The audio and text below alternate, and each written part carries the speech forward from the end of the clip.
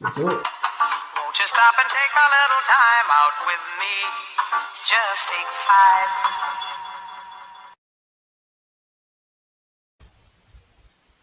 5. I'm on today to assign blame. I'm here to point the finger. This is not a team sport. I want to know who done it. That's why I'm here. Now, what's up, Joe? How we feeling today? How we feeling? Feeling okay.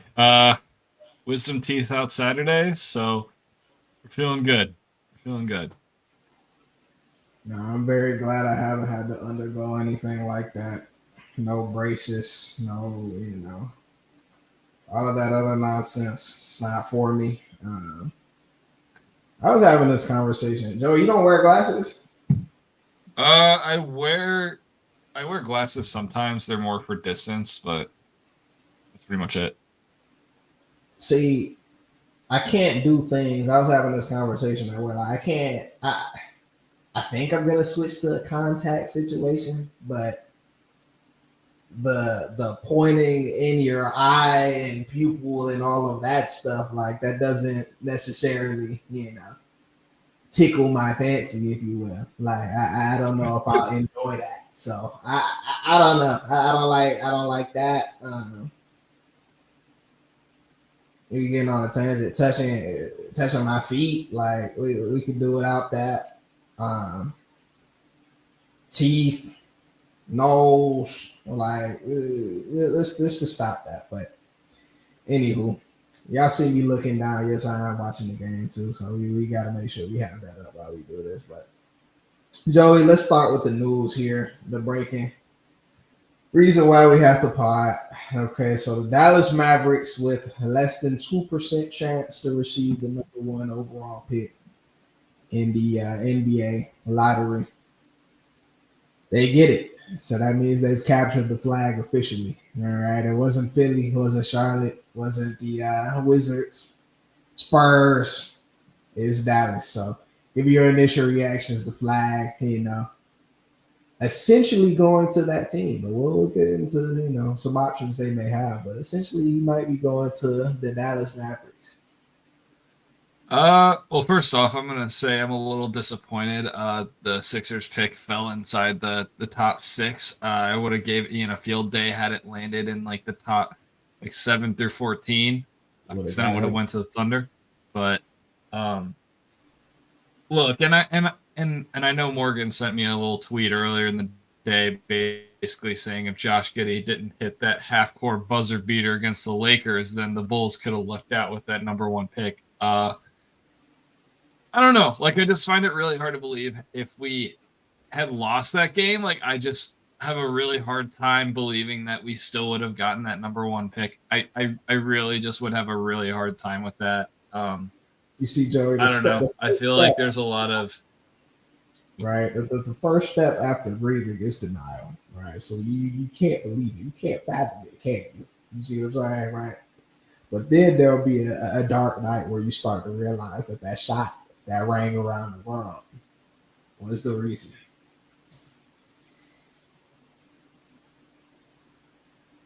But I mean, I think as I was going with it, I think just like I feel like we've gotten a little bit spoiled, but I feel like there's a lot of stuff that I feel like Adam Silver does for ratings, and especially in the Dallas Mavericks corner, just having more in the past like maybe few months, having being stripped of your budding superstar who just took you to the finals the year before. You trade him away, and now you just end up with that number 1 pick. I mean, I think it's all too coincidental around here. Are you saying there's a conspiracy? Conspiracy's got to come flying out. I think the conspiracy's got to be flying out, Morgan.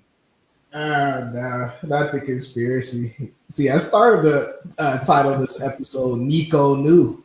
Yeah, I mean, Nico may have known something when he pulled that trigger. Like he may have been like, "Hey, I had a off the grid conversation with Adam Silver, so a couple months." I'm gonna look like a hero. I don't know, Joe. I really don't. But you're right, though. It's very coincidental. It is. I don't know. See, initial reaction, it's just the fact that I did just get a flashback of the Hawks drafting Zachary Risachet #1 overall, but I won't get into that. I won't get into that. That's the past. But when you see this, it's like, wow, one of the better picks that we've had over the years, or better prospects rather, to go to a team that's already, we won't say they're in contention, but they'll be a playoff team, even regardless of what happens with Kyrie, in my personal opinion, right? They're going to be in that low playoff situation, maybe a play-in again. Like, we'll see what happens, but he's not going to Charlotte, who hasn't had a winning season, and I don't know when. Wizards, who haven't had a winning season since Russell Westbrook and Brad Beal, maybe even. I don't even know if that was a winning season, like maybe even before that. You're going to a team that's already been established, like you mentioned, had just went to a finals the year before. It's completely unheard of, unseen. Like, I don't know how. I don't know how that happens, but I mean, if you're Cooper Flag, you got to be stoked. You're not having to carry a franchise. You're coming in, greats around you could learn from, and they're looking for him to make immediate impact, right? So he's that type of player, that type of pick. It's just interesting, but I mean, let's get into it though, Joey. I mean, so let's just pretend that he does get drafted by the Dallas Mavericks here. How do you like that fit with the pieces they already have with the Kyries, Clays, AD, and Biggs? Well, first of all, I think we got to look at it from like a contractual perspective. I love my numbers. I'm an accounting major. I love the money. I love looking at the money. I love looking at the financials and basically how that lines up. First of all, PJ Washington and Daniel Gafford, I believe they're extension eligible after this season. If you're PJ Washington, you're getting paid like $14 million. Daniel Gafford recently just came out and report he wants to be paid by a starting center. And I just don't know what that's going to entail as far as, Derek Lively's ascension. And if you're going to, be paying Derek Lively himself down the line after next season, do you let Daniel Gafford walk, right? Do you try to send PJ Washington elsewhere to kind of make space at that small forward position? Because in an ideal world, you want AD playing the 4 right next to Derek Lively. So, you kind of got to look for what you can get with the Daniel Gaffords and the PJ Washingtons. Because again, like I've mentioned this time and time again, I sound like a broken record. This is a team that you built around Luka Doncic, and now that he's no longer there, you kind of have to, get rid of those pieces and kind of reconstructure that team around, your aging stars, your Kyrie Irvings, your Klay Thompsons, your Anthony Davises, and all of them. So it's just a matter of, what can you get?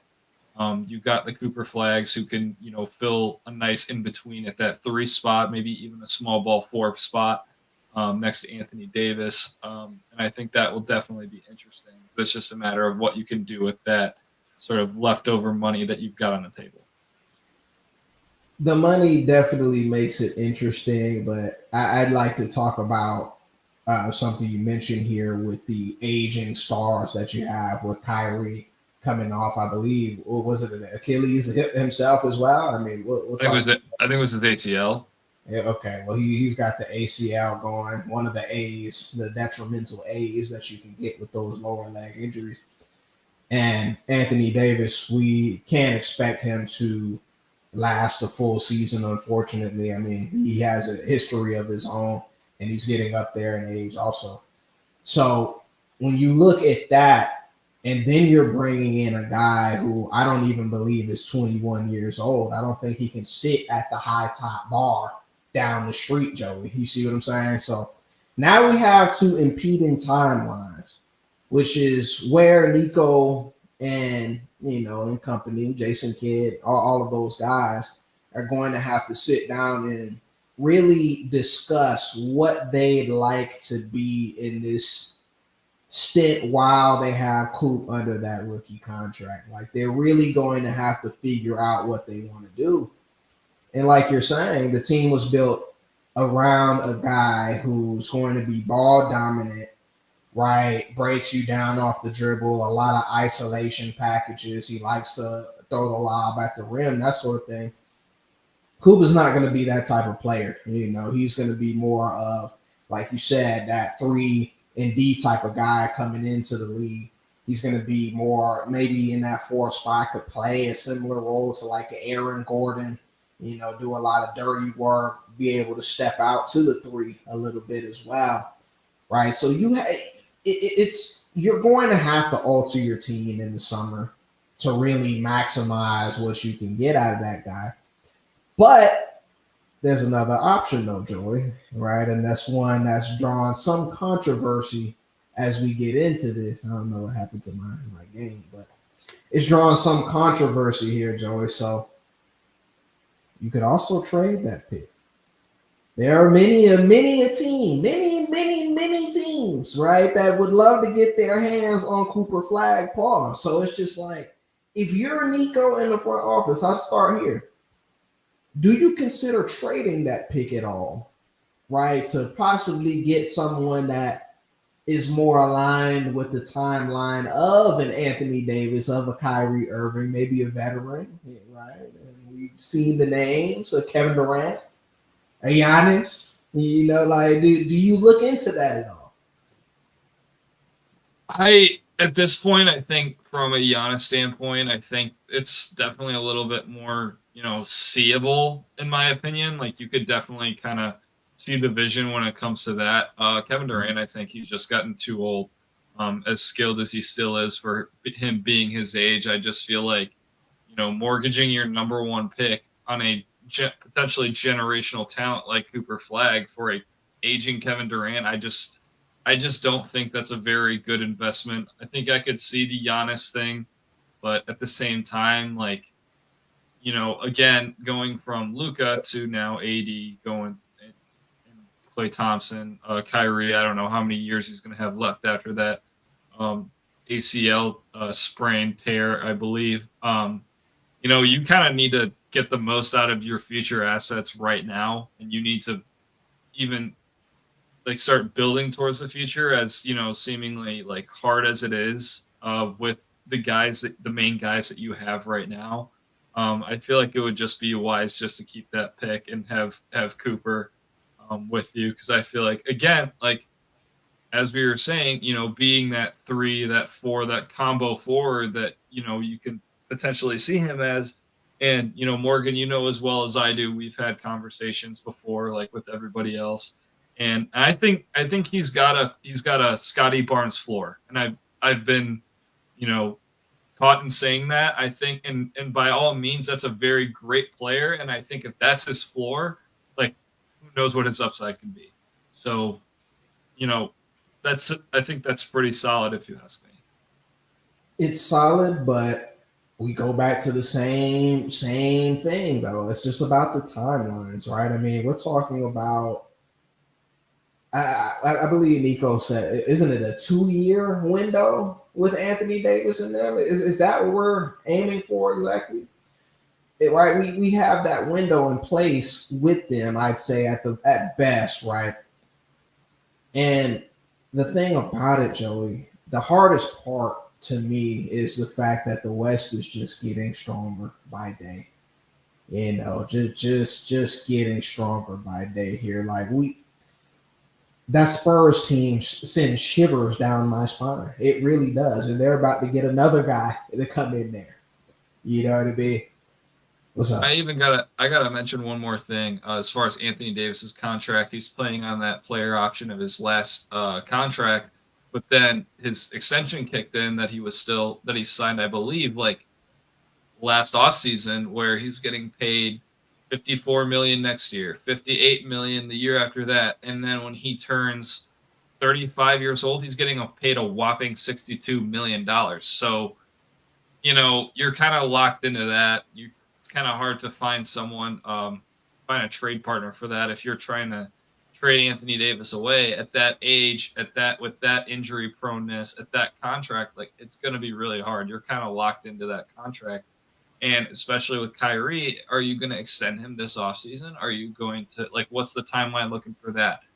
Clay's on a nice deal. He's not doing, he's not giving you like a crazy contract, but at the same time, that's something else to kind of look at. So there's a lot to look at. But Joey, with all this being said, I think we're on the same page, though. If you can get a Giannis in there, right? If you can get him in there, I think with the pieces that you have, the team that you have built, it could make sense. It'd be a shooting travesty as constructed today, right? But I think you'd have to look into that. But I was listening to a podcast this morning, and another thing, they have one point guard on roster right now, I believe, that's available to play at this point. I don't even know who it is. I forgot. But they've got one backup guard in there that can play. We go back to that Bucks series versus the Pacers. You were begging for a point guard to be out there. Like, it's not going to be much different with the AD running alone. I mean, that's going to be tough sledding going forward. So I think they have a lot of decisions they have to make as a team. I think I'm just so interested in seeing, are we playing for the future, or do we believe we can win now with the pieces that we have, right? And I mean, the core that we're talking about, bringing Flag, AD, and Kyrie, like, can we win with those guys right now? The West is very good. It's an uphill battle going from here, so we got to see. But you got more on this Cooper Flag situation here? Yeah, I think definitely going to be really interesting. Like you said, they only have one real active point guard, and if you're going after a guy like Giannis, that's something you got to look at, and something that I really paid attention to in that Pacers-Bucks series is, especially when Dame's not on that floor, you need someone to really initiate that offense, especially when two of your main guys are, going to be big men, and like Anthony Davis, like a hypothetical Giannis, like even a Cooper Flag, like you're going to need a table setter. And I feel like, they've got Dante Exum, who's fine, who's had a nice little career resurgence. Max Christie, who I feel like maybe can get to that point, but as of right now, like, he's still very young. He's only 22 years old. There's a lot to learn with that. Jaden Hardy too. Again, another young piece that I feel like there is some potential, but you need like some experience. You need some experience in that point guard department, especially if you're for some reason looking to get a Giannis into that team for that number one pick. You just need it at that point. You can't really rely on Cooper Flag to be that guy right out of the gate, especially with Kyrie out. So interesting. Again, it's so interesting seeing a team like Dallas, constructed in the way that they've been constructed, receive a number one overall pick in this magnitude. I don't know, man. I really don't know what decisions they're going to make and why, but I think, just as we were blaming Nico a few months ago, now we've kind of said, hey, Nico, you might be all right. He still got work cut out for him. He still got much more he needs to do. So we're going to, again, this off season, this summer here, it's very crucial. It's very crucial to their success going forward. So now we'll see about that. But Joey, I'm here to assign blame. We can start with the game we're watching here. Cleveland Cavaliers falling 3-1 in a lopsided fashion. There was a brief scuffle between DeAndre Hunter and Ben Mathurin, which we can address, as somewhat of a tipping point, in my opinion, in that game, to where afterward floodgates became even more open. Pacers firing on all cylinders, and Cavs not being able to match that energy, match that tempo there. So they fell 3-1. Let's look at the Cavs. Who, if you had to pick one culprit, just one, out of anybody on that Cavaliers team, whether it's the coaching staff, whether it's the players, right? One culprit, Joey. I'm limiting you. Who would you point the finger at? I think I'm going to go with Jared Allen, in my opinion. I think Okay. as good of a player as he is, as elite as a rim protector, as a defender that he is in that paint, I think it's kind of hard, especially with this limited offensive repertoire, especially when you're matched up against a guy like a Miles Turner who can space the floor at a very high level, who, with you get him out of that paint, open lanes for cutting. You've only got maybe even Evan Mobley, who at times has to also be on that perimeter, guarding those quick fours like the Obi Toppins, the Siakams of the world. And that high-powered Indiana offense is just going to make ways for those cuts. And, it's hard, especially when you're Jared Allen. Like, you can only be at one place at one time. But I think at this point, they've really kind of found a way to really take advantage there. And I think ever since, like, with all those injuries that happened, as far as game 2 is this series, I believe Darius Garland was out. Evan Mobley was out. DeAndre Hunter was also out. I think they just kind of almost lost their identity a little bit. I think you kind of called up some guys that, I don't want to say weren't quite ready, but, just guys that are, not ready for that sort of volume, that sort of role, like the Ty Jerome's, who's been elite all season, is now having to be a volume scorer for this team. That was missing a Darius Garland, that is missing an Evan Mobley, and now it's just, they're kind of lost themselves in that sort of what once was the eliteness, and that they need to find a way to get back to that point. Nah, that's an interesting take there. I didn't know you were going to go Jared Allen, right? So Jared, he has some good moments in this series.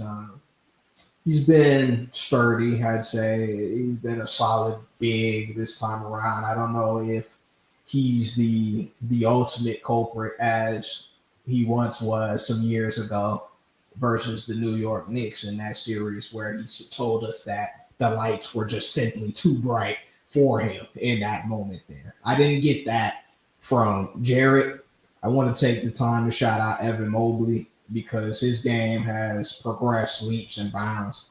I don't even remember seeing this player that we see now in college. I mean, that's how it's supposed to be, of course, but I needed him to become a more aggressive player for this team so that they have options in the post, in the painted area to get those higher percentage shots.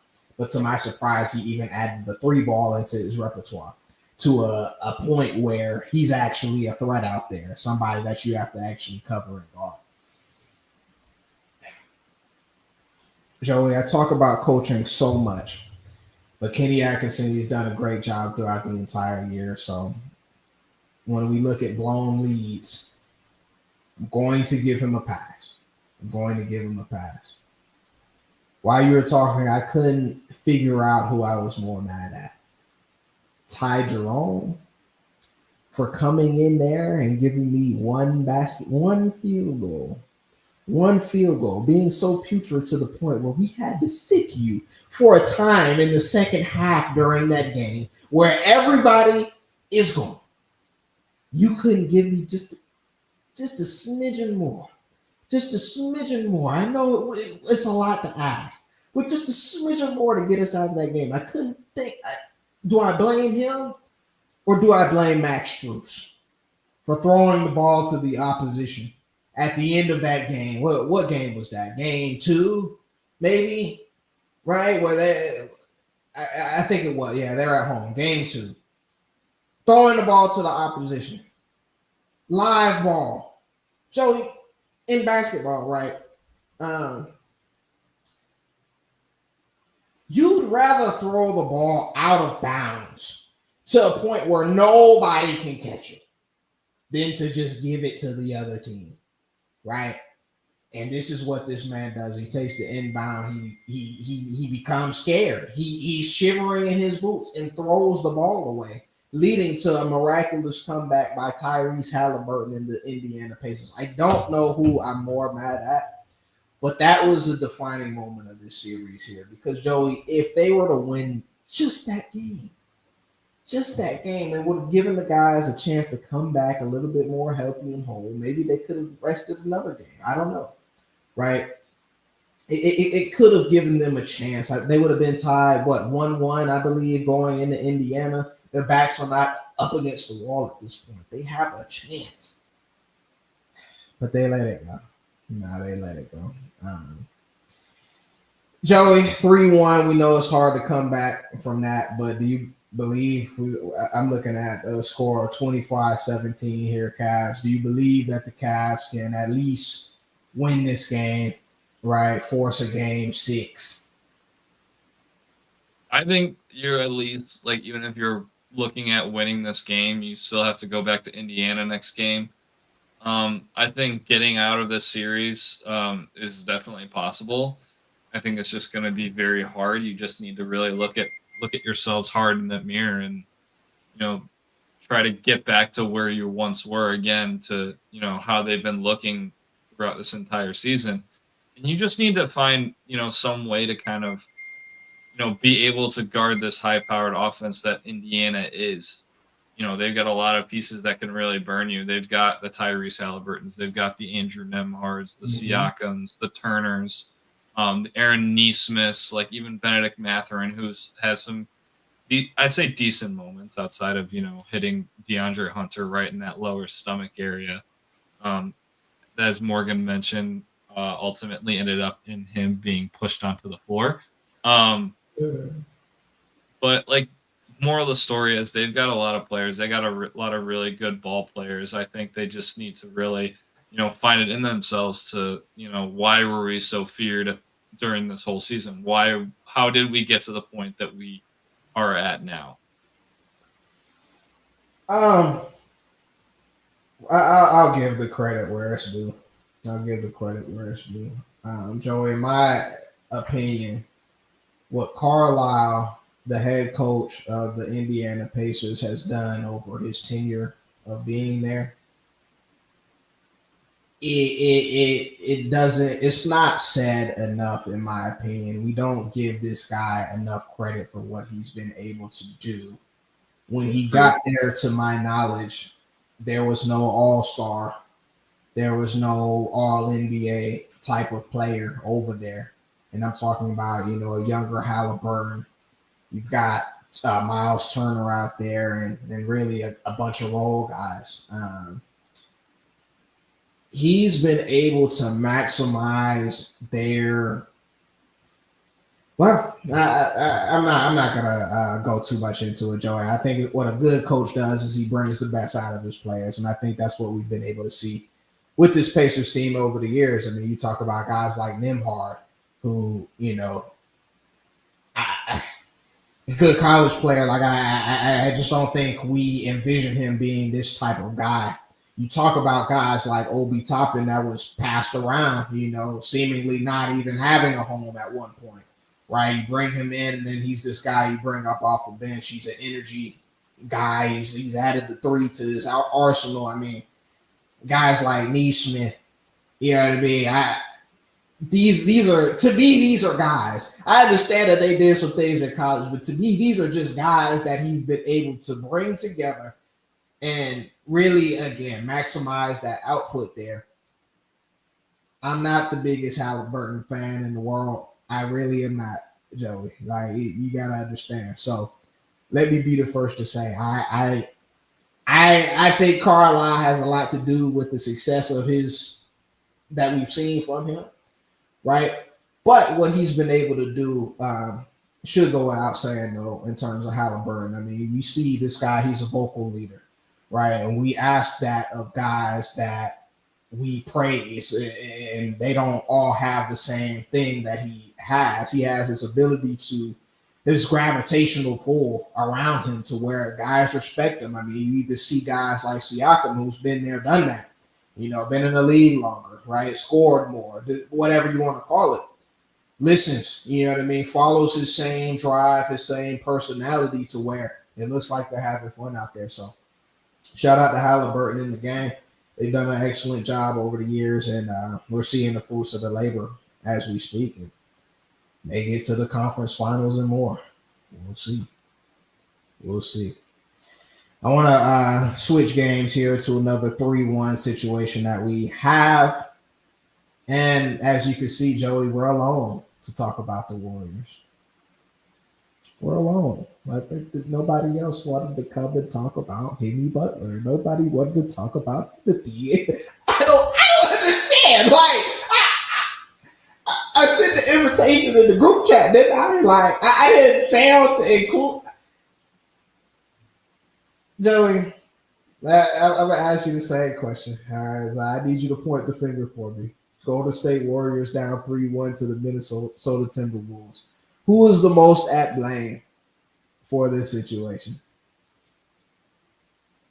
I'm going to be honest. I'm going to say the roster construction. And I think that goes on to Mike Dunleavy. I don't really think that has much to do with Jimmy Butler per se, but I think like having, being the tallest guy on the court for you at one point, being 6'7" against a Timberwolves team that has size like a 6'8" Julius Randle, a 6'9" Jaden McDaniels, a 7'1", 7'2" Rudy Gobert, Naz Reid, even 6'9". Like you're almost like getting put, you're almost getting yourselves put through the basketball hoop at this point. And as great as Draymond Green is, like that's why. They're trying all this stuff. They're playing Kevon Looney extended minutes. They started Trace Jackson-Davis last night, if I'm not mistaken. You're looking at any sort of way you can kind of put this. You're giving Kuminga a little bit of run here just to even give you some more size. And I think, that's something that they really have struggled with in this series, outside of, the injury to Stephen Curry. But I think at the same time, yeah, like you're just kind of getting killed by size at this point. No, you're very right in that aspect. I mean, we saw it with the Lakers. It's going to be tough, and we honestly saw it in the first round that the Warriors played. I mean, shout out to Sengun. Sengun was handling his business to the point where even Draymond, we know Draymond will call you a clown if he feels that way. He gave him his props. He said, "Now that guy Sengun, he gave it his all pause, and he was a very tough guard for an undersized Draymond there. So I mean, we're definitely seeing that in the series. But do you know who I'm going to blame, Jody? Let's hear it. See, that was a misdirection. I'm going to blame Steph Wardell Curry. All right, I'm going to blame Steph. That is not where I thought you were going to go with that. Absolutely, but there's always a method, though. There's always a method to it. You see, I think it was something like 22-2 or something like that at the end of the season, where the Warriors had went on this incredible run after obtaining Jimmy Butler, and I got so many texts on my phone just about how Jimmy Butler's immediate impact on the team, his ability to handle the basketball, defend at the highest level, and also get people involved as well, because he's a playmaker in his own right as well. I got on this podcast, actually, the same one. I said, everybody looks good with Steph. I mean, my goodness gracious, why are they winning? Do you see what Steph Curry is doing right now?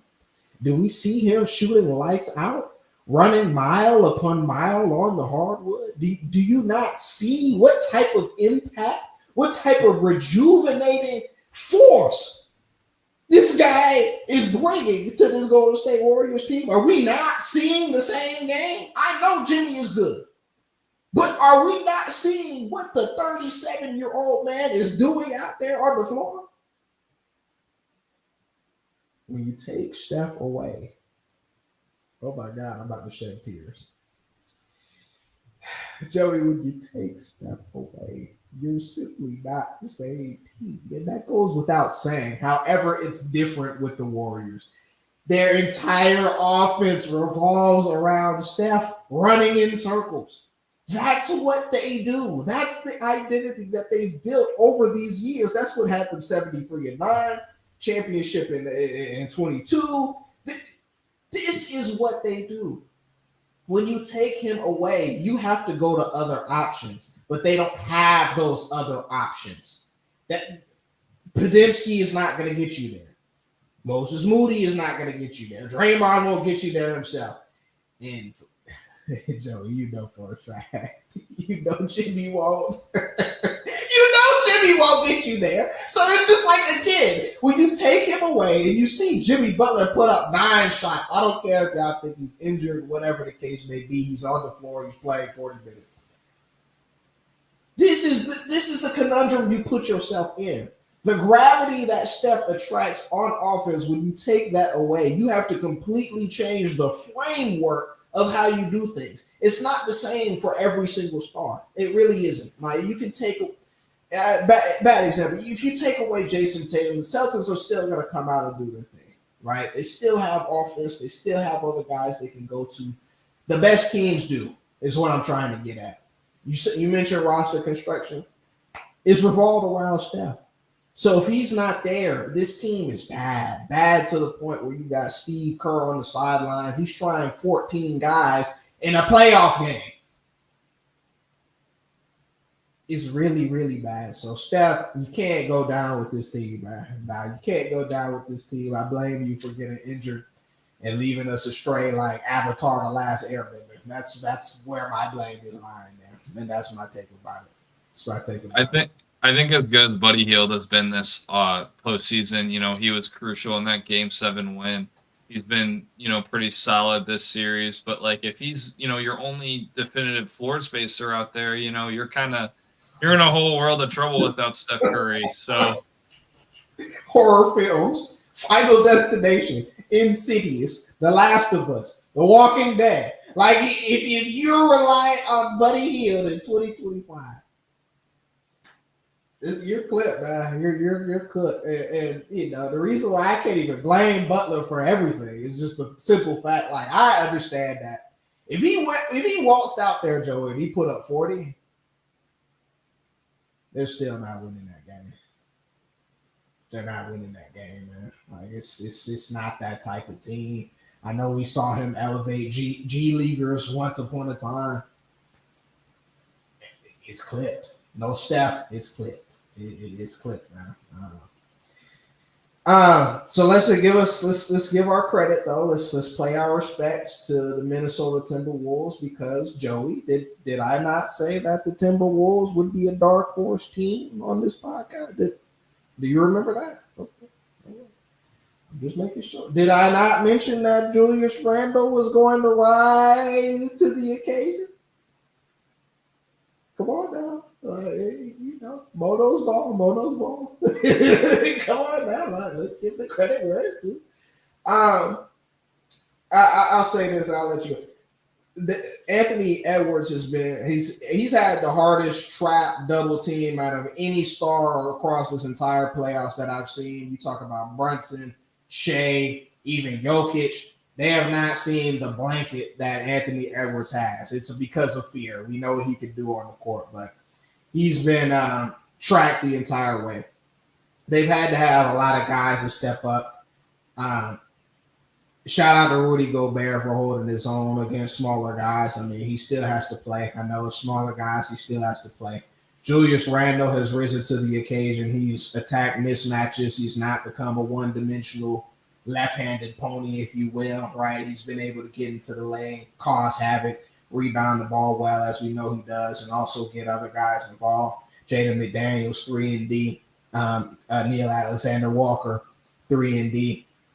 Those guys, I mean, they've been guarding at a high level too.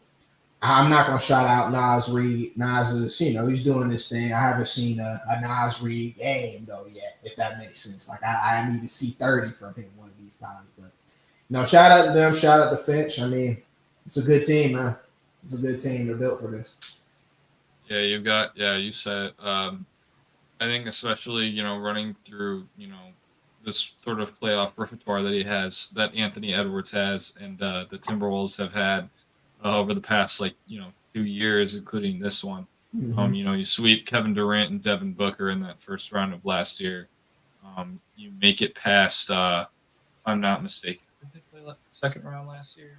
Killing me. Oh, the Nuggets. Excuse me. They beat the Nuggets second round. The way they guarded Jokic was huge. And then even this year, taking out LeBron and Luca in 5, albeit they were down maybe a center. I'll give that to where it's due, but I think in other terms, that Anthony Edwards has built up a nice little playoff resume for himself over these past 2 years, and looking forward to seeing what they're able to do in the coming years, what they're going to do to make this team better. Because he's like he already added a 3-point shot. I think even did he lead the league or at least like top 3 in 3-point percentage? He led the league in makes, I believe. Yeah, I mean that's impressive coming from the player. He came into this league for. That's definitely like it makes me even curious. What is he going to improve on next? Like, is he going to improve his mind for the game, his playmaking ability? Mike Conley's getting older. He's not going to be on that team anymore. Like you might see Anthony Edwards get into that sort of point guard position every once in a while to make plays and orchestrate for these guys. Are you going to get some bigger wing pieces in there, just to kind of round out those lineups where you do see Anthony Edwards at the 1 making plays. So it's really interesting, and you clearly can see he wants to get better. He wants to lead this team to wins. He wants it. And as much as he kind of gets himself out of the face of the NBA noise, we can't really help ourselves here. He's an elite player. And when we had that conversation about the face of the league, I urged these players to take the throne away, take the crown away, right? So what are we seeing from Anthony Edwards? You see what I'm saying? Like, he's staring down LeBron James in the face, accepts the challenge, right? Outplays him. Now Steph, he went down, but still, I mean, hey, we're taking away the torch here as we very speak. So I'm so. And we mentioned this too, Joey. We watched this guy live in high school in Atlanta, Georgia at Holy Spirit. Like, you see how these guys progress over the years. And the thing that I don't believe people truly appreciate about Ant is the fact that he does put that summer work in. His handle has not always been this tight. He's not always been that type of shifty player. He's not always been, like you said, that guy that's going to raise up and shoot the 3 in transition. But he's starting to add that to the repertoire. So what does he have to improve next? He's just got to watch film, in my opinion. Like, he's going to watch the series, how they're playing him with these double teams. And after he figures that out, it's just, oh, man, it's going to be tough. It's going to be very, very tough to stop. It's going to be very, very tough to stop. But, Joey, I also like what you said about the Mike Conley situation, right? They're going to have to find a way to plug that hole very shortly, right? He's getting long in the 2. But I like the team. I think it's well balanced, right? We know who the guy is. You've got a secondary guy that's going to come in and play with tenacity each and every night. I like what they've done. You got bench guys. I love the addition of DiVincenzo, even if he hasn't played, to his fullest capabilities, but he's still a guy that's going to give effort every night, man. I like that team a lot. I do. And they'll be a tough out, as they've shown. But, Joey, the moment we've all been waiting for here, right? A wise man said, F Boston. A wise man once said that. It's so sad what we've seen. It's so sad. And Joey, I want to pass this off to you. Was that man a Knicks fan? If so, shout out to Sultan real quick. Yeah. Sultan, he's originally from New York, but grew up with us in Atlanta, so he's a Knicks fan. No, he's definitely a Knicks fan, but he never says anything until they get a couple extra wins in the postseason here and there. Now all of a sudden it's orange and blue skies. He likes Stephen A. Smith, honestly. Like, that's kind of how he treats his family with the Knicks, but. Joey, let me just get out of the way. The United States does not negotiate with terrorists. They don't. They don't do it. They do not do it. So, Joseph Mazzulla, I'm going to have to address you here. I'm going to have to address you. You know who I have to blame. Joey. Not one, but two. But two blown 20-point leads in a playoff position. Oh, Death Star pointed at you. Two 20-point blown leads with all the talent you have across the board. I get on Tatum a lot. I really do. Colin Cowherd said that we should name Tatum the big beneficiary because he's had every player, coach, you name it. But Joe Mazzulla is Steve Kerr. Just inherited all of the goodness. Jason Tatum in his prime, Jaylen Brown in his prime. Now you got this guy, Derek White, in here. Peyton Pritchard's making strides. And yes, he has some, credit for that. I'll give him the credit for it. You have everything and you're not able to get it done with this team. We shouldn't be in a position where we need 50 from Tatum. You are up 20. Like you're blowing these guys out the water. But no, we want to turn to the analytics instead of common sense. That's what we want to do in today's NBA. We want to keep shooting up the threes, play the percentages, and live and die. Well, now we're dead. Everybody's dead. And we're in Cancun. Joe Mazzulla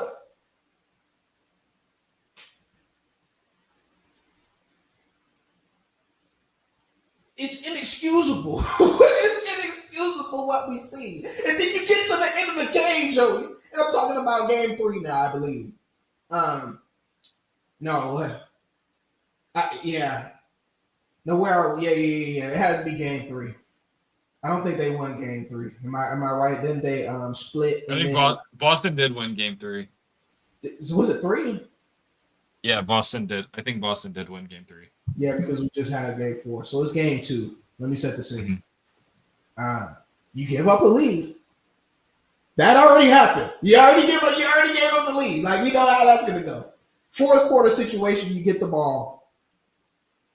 You get a stop. Actually, no, you don't. They score. All right. So you have the ball. You have an opportunity to call a timeout, set up your offense because you missed the last 8 shots. You don't call a timeout. You let Jason Tatum, who's cold as a polar bear wearing sunglasses, you let him waltz out there, try and go one-on-one. Hasn't made a quality bucket all night. You let him do that, ball game. It's over with. The coaching, the coaching from start to finish from Joe Mazzulla in this series has been god-awful. And it needs a magnifying glass on it. That's my take. I'll let you go, Joe. That's all I got. Yeah, and this is not like a case of just like some of these older guys, aging, like the Al Horfords, the Drew Holidays of the world. Like, this is not a case of them, being aging. Like, we've seen some of these guys be able to contribute. We've seen Derek White get hot several times this series. I think especially like last game, but there's, again, you kind of took the words out of my mouth here. There's no excuse why we are able to blow multiple 20-point leads in, this kind of series. And the solidified play, and I'm sure like everyone's seen this at some point, but Jalen Brunson's on the ground. The lane is wide open. Jason Tatum takes a corner 3 instead of just driving to the basket. I mean, you could say what you want. What is he supposed to do? Jump over Jalen Brunson on the ground like Jaylen Brown dunked over Kai Cenat sitting in a chair in the dunk contest. Like, I mean, like, take advantage of that. Like, you're not making threes. You're living and you're dying by the 3, and yet you're still getting suckered into taking those threes, and that is why you lose. That is why you gave up those leads. And like, overall, just shot selection. They don't know when to go get away from that shot. You've got some really elite mid-range shooters on this team. You have Jaylen Brown, who's pretty good.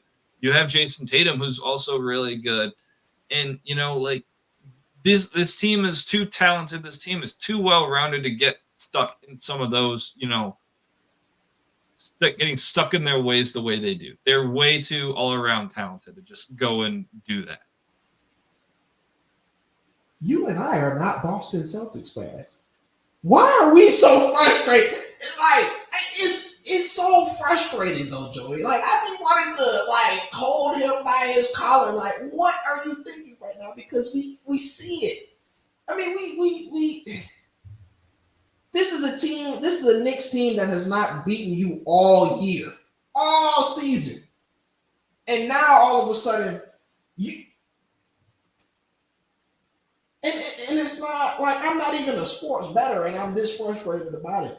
It's just the sheer fact that there clearly is a talent gap between these two teams. It's so clear. It's so evident. We talked about the depth going into the series. But yet at the end of games, you just let go of the rope. Like you guys are the tired team, even though gentlemen swept the Magic. And you were just waiting for the Knicks that came off a 6-game series. Like it's so mind-boggling. Not only that, I'm sorry, I didn't mean to cut you off, but especially the other side of the basketball court when Tom Thibodeau's, running maybe 5-6 people into the ground.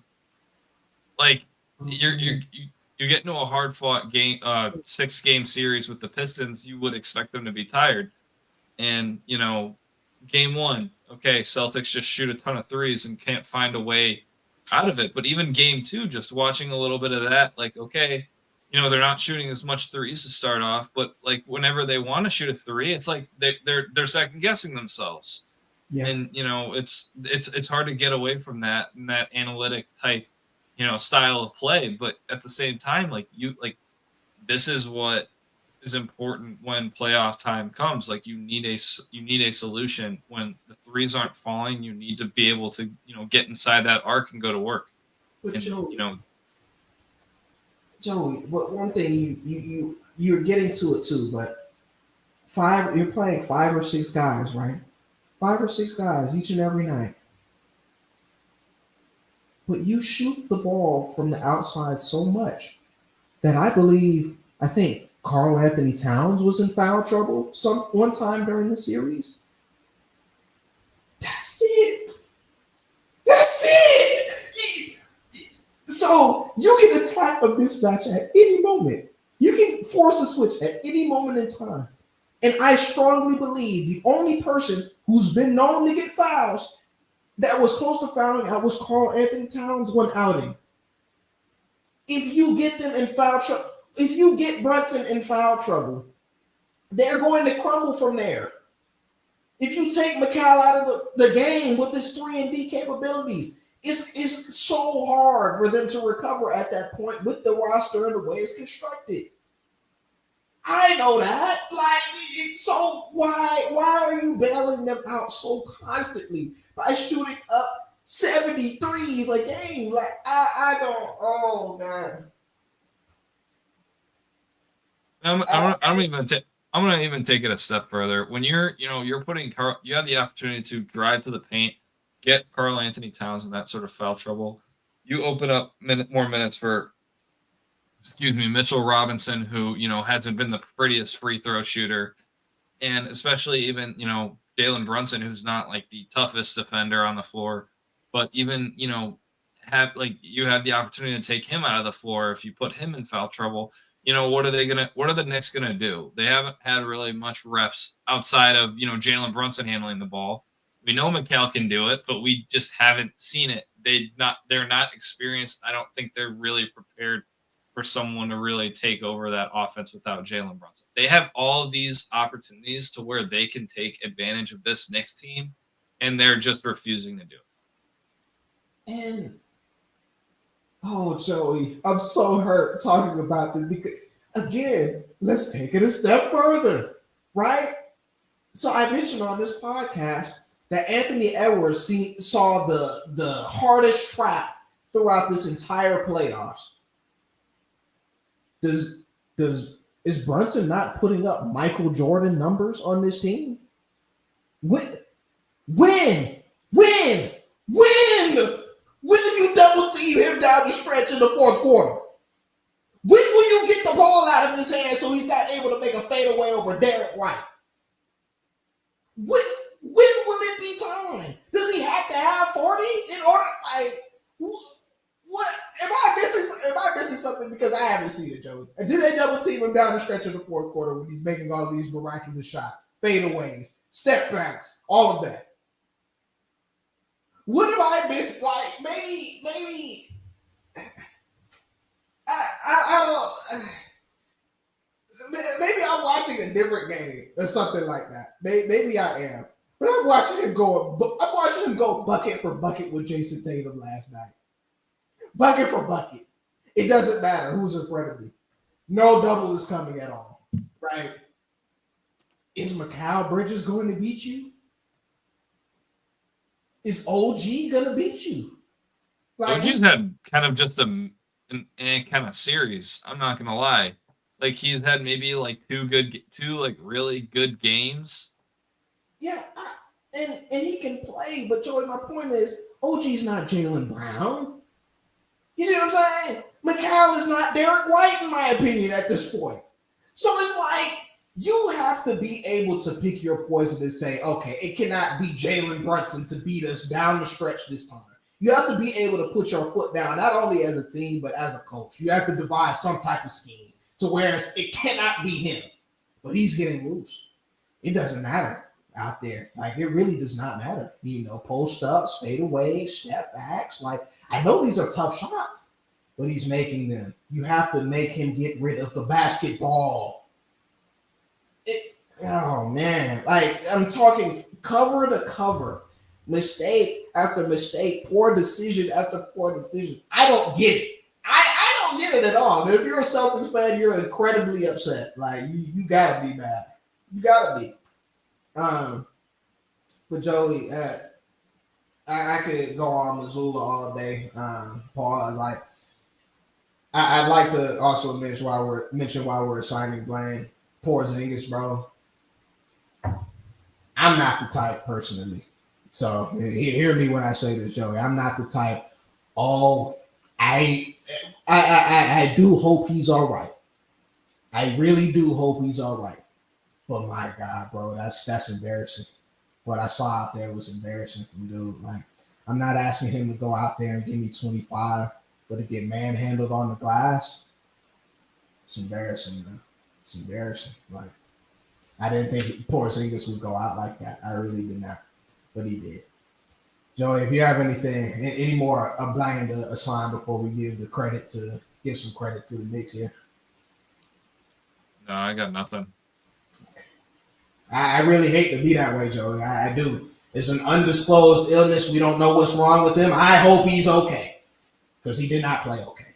It was embarrassing to watch as a big. The New York Knicks. I'm not a fan of Thibodeau. I'm not. But what I will say is this: whatever he's telling these guys to keep their mental fortitude, their spirits high while getting down big and being able to chip away. Just keep chipping away, not get fazed by any of the punches thrown by the Celtics. And that's the pep talk you give them going into it for sure. But it's just like to put that into practice, you know. That's huge. That's definitely huge. Something that can't go unappreciated. And Jalen Brunson's been awesome. He's been awesome cover to cover here. There's not really much you could say about his game going forward, right? And when we have comparisons when everybody else is on the pile, oh, but Morgan, so I mean, do you still think that so-and-so is better than Brunson? It's gonna be tough. It's gonna be tough for me at that point. Like, in all honesty. Last thing for me that I'm down really is Karl Anthony Towns. Vital. Absolutely vital. No, he hasn't been a 30-point scorer in all of these games here. He's hit big shots. He's, in my opinion, been the best big man in the series, which is huge. You know what I mean? And when we talk about a Celtics team that's supposed to be bigger than you, he's been huge on the glass for him offensively as well. So that's my credit. That's why I want to give it to. But yeah, I think I'm with you on Cat. I think there's plenty of opportunities that he has taken advantage of the Celtics squad, whether it be on the inside, whether it be from the perimeter. He has found any and every opportunity to take advantage of his abilities to score there. Mhm. Even there's times like where I feel like he's been a little bit three happy. I'm like, why don't you just hammer it in? He will just do that. He reminded us of the Carl Anthony Towns that we all know and loved at one point and knew what he could be. So huge shout out to Cat, man. For sure. And I said I was done, but the last wrinkle I will throw in is I actually give the Knicks some credit defensively as well. Like when we talk about Carl Anthony Towns and Jalen Brunson, they're not known for defense one bit, and we saw them getting hunted a lot, especially down the stretch.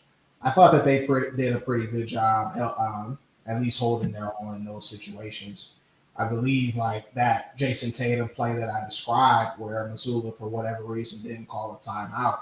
I think he got the switch on Cat, wasn't it? I believe he got the switch on Cat, and Cat was able to at least force him to turn, fumble the dribble a little bit, and get into some help defense there. I mean, that's huge when we talk about Cat. So now I give him credit defensively there. And Knicks, man, I mean, if they're moving on, they completely deserve it because they fought for everything they got in this series here, no matter how, you know, the coaching was or whatever. They fought for it. So shout out to them. I think as far as the Eastern Conference, I feel like this is the first time in a little bit that I could finally say, that both teams, like whether it's, the Pacers or the Knicks, which at this point, like is looking like this Eastern Conference Finals is going to be. I don't think this is like one of those things where it's like, oh, like that, the Knicks are lucky that the Celtics got hurt. They're lucky Tatum's hurt. Like Tatum hasn't been really that good this series outside of, that last game yesterday. Even the Pacers, like they're lucky that like, Darius Garland and Evan Mobley were out again. These guys are supposed to be like the only two contenders in this East right now. And they've been handily, dealt with by some of these other ones. And I feel like these other East teams have really come to play. So I think that's definitely worthy of recognition for the Pacers and the Knicks. And, I'd be lying to say if I said I wasn't a little disappointed as far as, the way that the Boston Celtics and the Cleveland Cavaliers have handled their business so far. Yeah. With Boston, I think they were beat, to be honest, before Jason Tatum went down. We've seen so many miraculous things even in this playoffs alone. Like I understand, but wasn't looking good.